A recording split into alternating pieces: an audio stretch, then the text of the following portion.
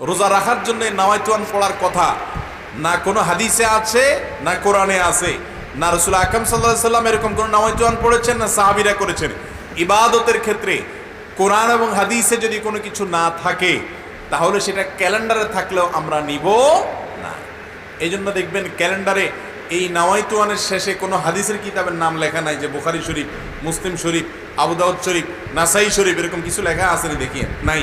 কারণ হলো এটার কোনো কি নাই, ভিত্তি নাই। কিন্তু আমরা মনে করি নাওয়াইতুয়ান না পড়লে কি হবে না, রোজা হবে। এটা আমাদের ভুল ধারণা।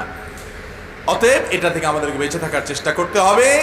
ইসলামের নামে কোনো কিছুকে যদি আপনি আবশ্যক বানিয়ে নেন, ইবাদতের সিস্টেম বানিয়ে নেন, অথচ ইসলাম সেটা নির্দেশ না করে, তাহলে এটা পরিত্যাজ্য হবে। বিদায় রোজার নিয়ত আমরা অন্তরে ইচ্ছা করব, অন্তরে সংকল্প করব, সেটাই নিয়ত।